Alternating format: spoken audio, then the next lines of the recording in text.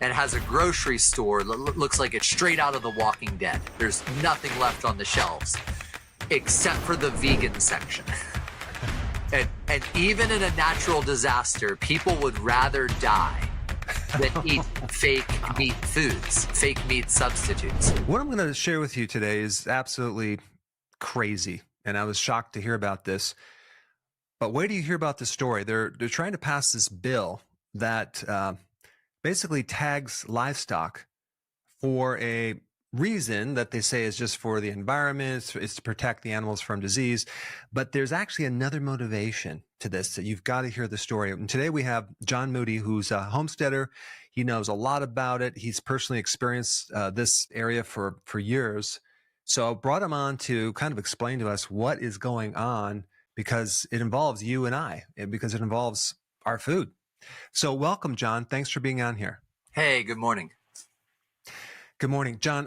Can you just give us a little brief overview of what's going on now with this bill they're trying to pass related to electronic identification of livestock? Animal livestock tracking, ID, goes way, way back in history. Started with branding animals out on open ranges. How do you know whose cow is whose? That's where branding originally came from, being able to sort, keep track of cattle, know when they got sold at market, who gets paid for this cow. Very practical nitty-gritty issue as a farmer. So branding was replaced as time went on by these ear tags that cattle now wear. So if you've ever seen a cattle in a field, see it got this big ear tag with a number and whatnot. That was like the updated version of branding, ear tagging cattle. And back in the 1990s, the government, USDA, FICIS, some of these agencies, along with the rise of the big beef industry, which is very different than the actual farmers, they wanted an even newer version of cattle tagging. They wanted electronic animal tagging that would allow them to know the exact number and location of all livestock animals all the time. Wow. And what was the apparent reason that they said that this is going to be good for everyone? Like so many government programs, it's sold under the idea of safety. So the government said, oh, we sometimes have disease outbreaks in animals, and we need to be able to know where these animals were, where they came from, to quickly respond to when we have a significant disease outbreak. You know, the irony there is, like, Ireland in 2022 rolled out electronic ID for under this guise. Well, we need this to track, you know, diseases and other things in our animals. Now, this is a country that, as far as I'm aware, has never, ever, ever once had a significant animal. Like, have you ever been, you know, perusing the newspaper or listening to the nightly news? And it's like Ireland, epicenter of animal disease outbreak that rocks. So, you know, so on the one hand, Congresswoman Hageman and others have pointed out this idea we need a new system to deal with animal disease outbreaks has no evidence at all. We've never had an animal disease outbreak in America get out of hand. No other country that's implemented this program has even had, you know, nationally, let alone globally, significant animal disease outbreaks. I mean, even in Ireland, I think a year later, right, they announced the need to cull, which AKA that means kill, right? Yeah. 41,000 livestock because to meet climate change targets, right? Yeah. And that's one of the you know, what's really going on here when you look at what the industry is saying about this, and then what, you know, non-governmental organizations, NGOs and what like are saying about this is, I think your listeners are already well aware, there's been a huge push to get Americans in Western countries to eat less meat. Yep. You know, since we just had the hurricane, I always love, there's this really funny meme my friends always post after natural disasters, and it has a grocery store that looks like it's straight out of The Walking Dead. There's nothing left on the shelves except for the vegan section. and even in a natural disaster, people would rather die than eat fake Wow. meat foods, fake meat substitutes.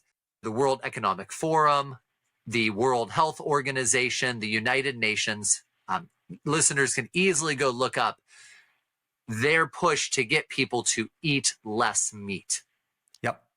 They want them to eat less meat because they say it's bad for us, which is ridiculous. They want us to eat less meat because it's harmful to the environment, which to anybody who's ever been on a pastured cattle farm versus any other type of environmental use of land would know how absolutely insane such a claim is. But the real reason they want us to eat less meat is because they want us to eat bugs and they want us to eat plants. And nobody's doing it. Yeah. No amount of propaganda, no amount of subsidization has successfully gotten a large number of Westerners to adopt a plant bug-based diet. So now in certain countries, they're using EID, RFID. And those are that stands for electronic ID identification. Yeah. RFID was one of the earlier names for it, radio frequency identification. Now it's often being called EID, electronic identification of animals. And so in these countries, they'll roll it out under safety. And then lo and behold, within a few years, they're then using it for environmental reasons and trying to force farmers to radically reduce the number of livestock. Because what will happen if we radically reduce the number of livestock? They have a solution waiting for us, but it's kind of like it's a little bit of a bait and switch. And I'm being sarcastic because it's a lot of bait and switch. They come in with this apparent, oh yeah, safety. We're going to protect, the farmer. But these farmers are being wiped out, right? What happened in Michigan? Michigan, I think it was around 2000, somewhere between 2007 and 11. I believe they implemented, EID type tracking. And a number of groups looked at the what happened to the Michigan farm economy and farm base compared to states that did not require electronic tracking and stuff. And Michigan was just a nightmare. They lost significantly more farms. I think it was over 4,000 farms, wasn't it? Yeah, it was just a very, very large number of farms they lost. And, maybe this will help listeners. Why would changing an ear tag cause you to lose more farmers? Yeah. Because all of these things are more labor, more compliance, more cost that gets passed on to your farmer, which means at the end of the day, you eventually see this on your plate. If farmers are forced to call animals under the guise of environmental reasons or under the guise, eggs during coronavirus, eggs went up in price. Eggs still haven't came all the way back down. Well, why? Because there was forced calling of large numbers of chickens and whatnot. It's funny how they use that word calling. I mean, it sounds benign. It's like, why don't you just say killing? Yeah. One of the differences, though, often when animals are called, they're not allowed to go into the food supply. When chicken houses are liquidated, that's literally so you'll have these large CAFO chicken houses. If they get a disease in one of these houses, they quite literally liquidate the whole house. I think they use nitrogen gas or some other gas, and they gas the entire house, kill all of the chickens, and then bury them in a giant landfill hole, taking stuff out of the food supply to where people can no longer access it. This just happened to the Strong Sisters farm in Michigan a number of months ago. They had pigs at a butcher in Indiana, and they went to pick up the pigs that had been slaughtered and dressed and whatnot. And I think they're going to take them to another facility then to be cut up, turned into sausage and other things. And health inspectors forced them to call those pigs. They poured motor oil on the carcasses so that they could not go into the food supply. Incredible. What's so ironic is they're going after the key food that actually is probably the most healing food that you could eat is grass-fed red meat. And I find it very interesting. I mean, that's how I turned my health around, and so many others are using red meat to heal their bodies. And of course, out of all the things, we have to get rid of that. This is what I want to know. Like the tagging Does this also involve all livestock, even the big companies, or just the small farms, or just everyone? So the current version that's going to go into effect November 5th, there's some debate of what version it is at the moment. I was actually just talking with somebody this morning before you and I talked, because originally the rule was only going to apply to steers traveling for interstate commerce. But last I heard, they've already expanded on this rule. But to some extent, it doesn't matter what the current version they're rolling out is, because back in the early 2000s, they told us what program they really want. It was called the National Animal Identification System, NACE, and it would require every farmer and homesteader in America to individually radio frequency ID tag every single livestock animal they have. Cattle, pork, chickens, lamb, goats, you just name it. The program came with a 1-800 phone number. The perennial question, why did the chicken cross the road? The USDA did not want to know why the chicken crossed the road, but you had 24 hours to report when and where the chicken crossed the road to the government, or face, I believe it was a $500 fine per animal offense. Now, what made this program really interesting, though, is it exempted confinement animal feeding operations. No way. I mean, it logically makes sense. Why would you need to track an animal that is trapped in a concrete barn and is never going anywhere its entire life? Homesteaders, farmers, and whatnot, we would have to do this. We would have to make phone calls. We would have to keep very stringent records on all of our animals. Butchers would not be allowed to accept animals that do not have the upgraded animal ear tagging. But if you're a CAFO, well, your animals are never going anywhere anyway. So just tell us what CAFO stands for. Confined Animal Feeding Operation. Got it. So this is where the vast majority of animals in America, the vast majority of beef is still born right where I'm sitting on farms like mine.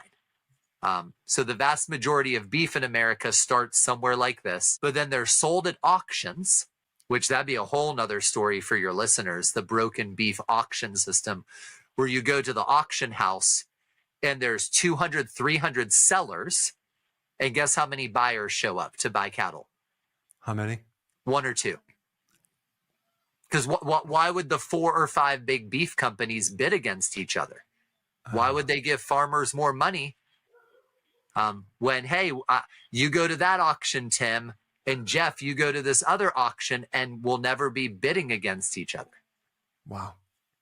And so all this beef starts in places like here, but it goes through these auction houses, and then the beef get relocated to these feedlots, which you're very familiar with and your listeners have heard of, where they will have thousands and thousands of cattle basically sitting in mud pits, being fed nothing but corn and soy to quickly fatten them up until they run them through the processing facilities.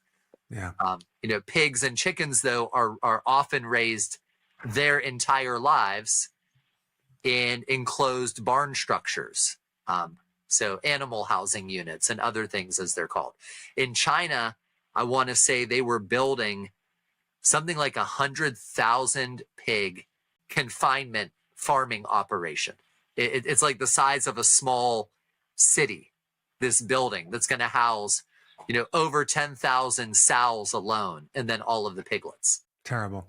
Yeah, I have 2 pigs and they get 5 acres. So that's a lot of space, a lot of exercise. What this bill, they tried to pass it a couple times, but with your persistence and help, you got it defeated, but then you're saying it's coming up one more time and to be voted on. Well, no. So this is actually the way the USDA is doing this. And this is just one of the problems with how these agencies operate. They can write what they call rules without a bill or law ever having been passed. So the NACE is a program created by the USDA out of thin air by them just basically grabbing a sheet of paper and some Crayola crayons and going, you got to put these tags on your animals. And so that we have a bill in Congress and the Senate. It is Congresswoman Harriet Hageman's bill to stop the USDA from doing this. She has successfully stopped RFID, I think, on 2 or 3 different occasions now, either through bills or through lawsuits. You know, in 2009, we stopped it through protests. And farmers like Wendell Berry and Joel Salatin and others saying, we're just not going to tag our animals. You'll have to take us to jail before we start throwing these tags on. Wow. Okay, so is this a national program or does it go state by state? This is national. So this is a national program from the USDA. And again, they've tried to get people to accept it this time by rolling back everything that's involved, which is why I've been out there, like, you know, sounding the fire alarm, because their goal is to get people not to care as much because it's only interstate steers, or maybe it's only interstate steers now and dairy cattle. But they've told us repeatedly for 2 decades, what they want is a universal livestock tracing system that gives them complete and total knowledge of location and numbers of every livestock animal in the nation. So what can an average person do about this? Because sometimes it's kind of hopeless and overwhelming. Well, the good news is it was average people who stopped this program in 2009. The protests I went to for the USDA listening hearings, for every one farmer that was there was 10 people eating. And that's why people like you are so important, because the majority of your audience are eaters. And they're just always like, well, I'm not a farmer. And that's why we need you to speak up for your farmers. Because America, I think, is now down to maybe only 2 or 3 million farming households in the nation. Contrast that with just 100 years ago, 50% of American households were farming households. Wow. Incredible. And now it's just 2 or 3 million total farming households are left. There's not enough farmers left to successfully push back anymore against basically the calling of the farmers themselves at this point. So, you know, your listeners, average people, it really starts with you buying your food directly from local farmers. That is one of the biggest things you can do, is reallocate where you're spending your money, so your cows are no longer going through these feedlots and through all of these just atrocious systems and places. For helping stop RFID proper, you can call your congressperson or your senator. Really, it's best to call both and ask them to support Hageman's amendment that would stop the USDA from being able to require RFID tagging on animals of any kind. And so what we'll do is we'll just, in the description, we'll put this information specifically so they can remember it. But I think everyone needs to step up the table and do something about it, because if we have a number of people do this, then they're not going to pass it, or or actually it's going to be defeated. Yeah. And other things you can do. Some farmers still don't even realize this is happening in November. The USDA did they learned from their mistakes previously, where they'd announce this very broadly it was happening, so they would get a lot of pushback. This time they've been very, very quiet about the implementation of the program, you know, because they're like, well, it's just for one small type of animal. It's so this has really flown under the radar over the past year. So letting your farmer know that this is going to happen, letting butchers know this is going to happen, and getting them on board with not complying. I've been able to get some butchering associations, homesteaders, farmers, non-compliance, and your farmer knowing that you will support them if they don't comply is really, really crucial.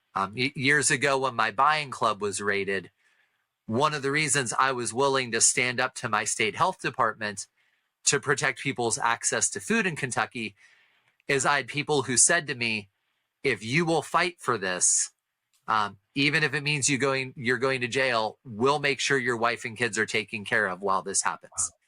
Your farmers need that kind of committed support to be willing to risk running afoul, of the USDA. So there's also a seminar. I think there's two seminars. There's one in November, and then there's one next year. Tell us about this seminar, what that's all about. Yeah. So years ago, Joel Salatin, you had him on your show a couple months ago. I think people loved it.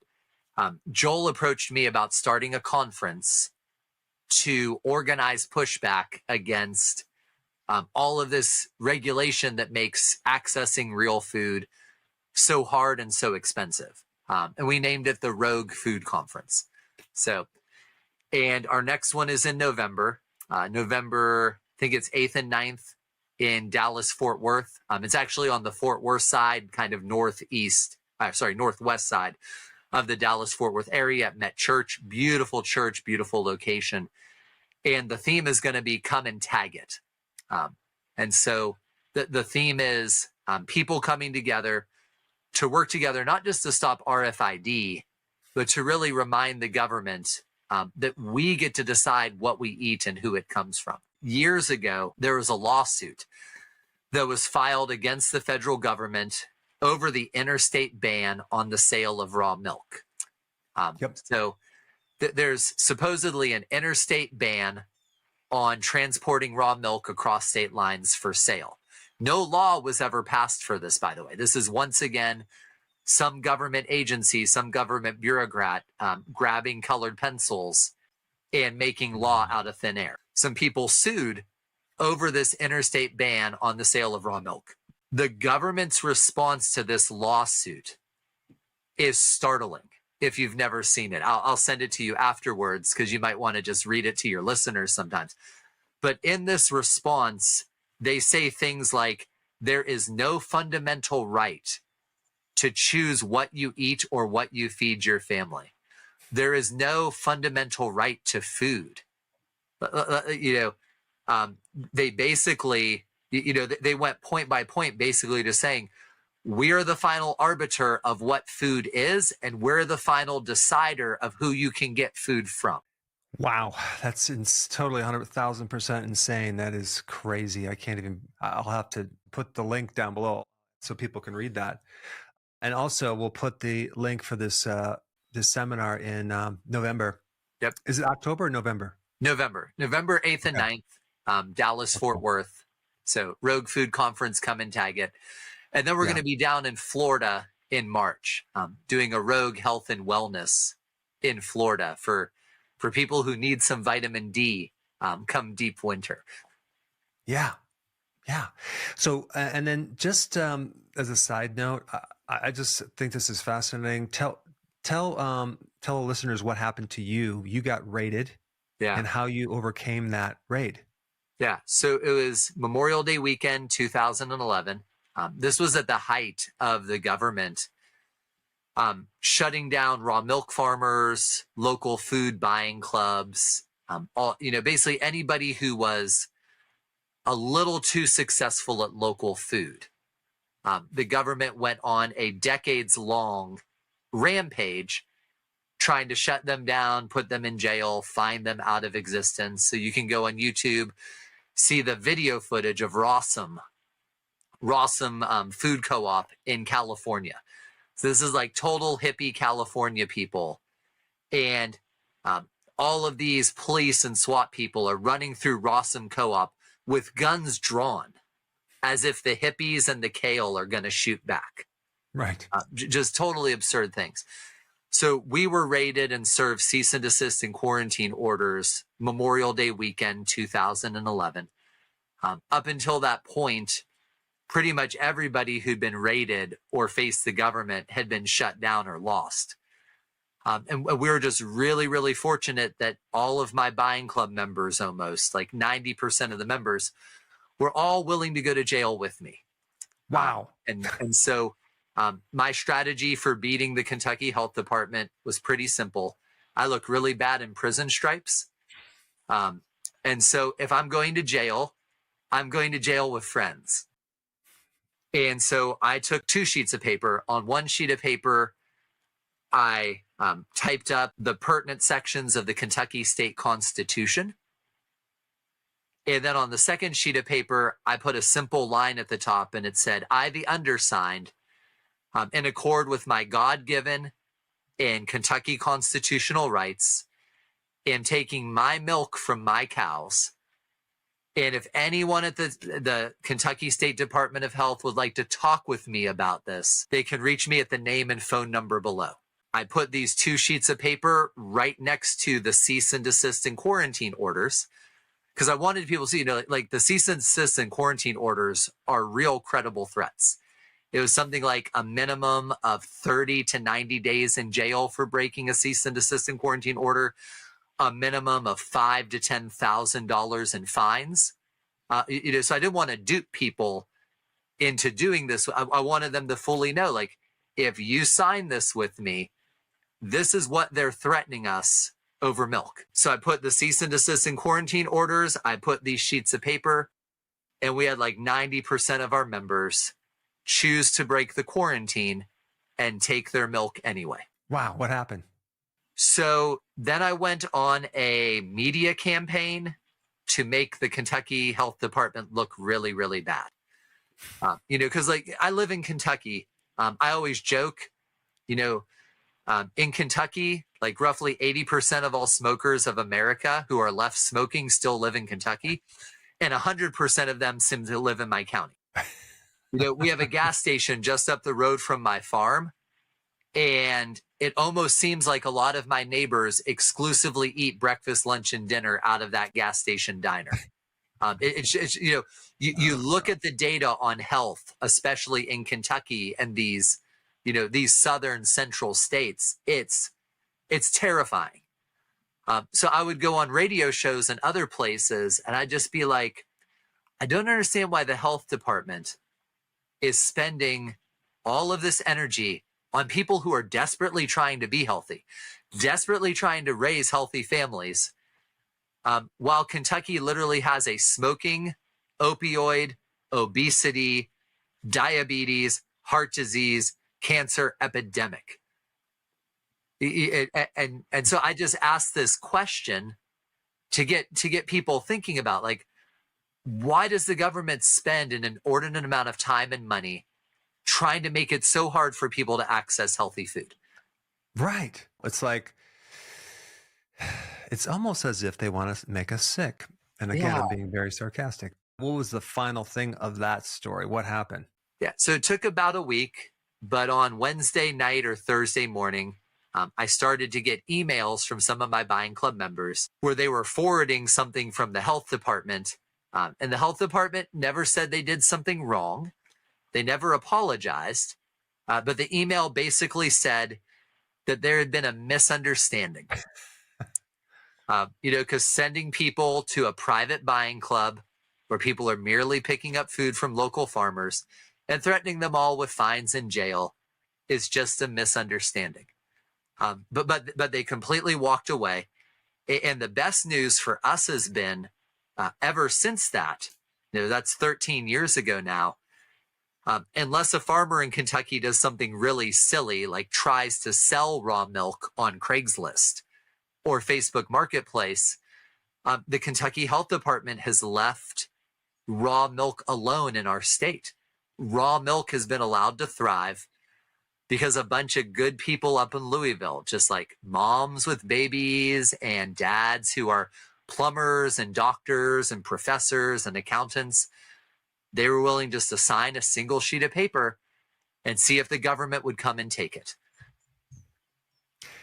I think the moral of the story is just that we all can do something about it, and you have to not leave it for the other guy. You have to personally stand up and fight for your food, and they don't want to be embarrassed, so they back down. So that's amazing. That's an amazing story. So thank goodness we got people like you that are like setting the trend or at least figuring it out so other people can do similar things.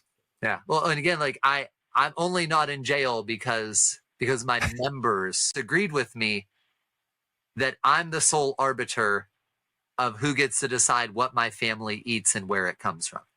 Exactly. And that's why Joel and I are doing Rogue Food in Dallas this year, moving it to Texas. Listeners that are down in that region, come join us. Because I'm just one person. I'm easy for the government to jail, get rid of, silence. A friend was pointing out this morning that he was searching for Rogue Food Conference on podcasts and stuff and other places. And he's like, you're clearly being censored, because he put it in. He's like, I don't see it anywhere. He's like, you and Joel have done 20 podcasts in 3 weeks, and it doesn't show up in any search results, because the thing corporations and governments fear most are people who actually take action, and people who realize I really can make a difference. I'm not as helpless as they're trying to make me feel and think I am. Right. And so I'm going to put these links down below. So I think we really appreciate if everyone contacts their representative and tells them that you object to this and this crazy, stupid bill. And I guess we'll just put the details as well, so everyone can not have to memorize that. Amazing. John, I really appreciate you coming on. This is going to be, I think, a really big deal to stop this, because it's at the heart of healing someone is the grass-fed meats. So thank you for being on. And we'll have to do an update really soon to see what happens after this November thing. And again, thank you so much for your work. Since getting to know you now over the course of the last few months, we've had friends from all over through our house, and they're like, I love Dr. Berg. I love his videos. I love what he's doing. And so men like you are making such a difference for small farmers and homesteaders, because you're using your influence not to enrich yourself, but to enrich everybody. I just want to thank you for that. Hey, my pleasure. Thank you.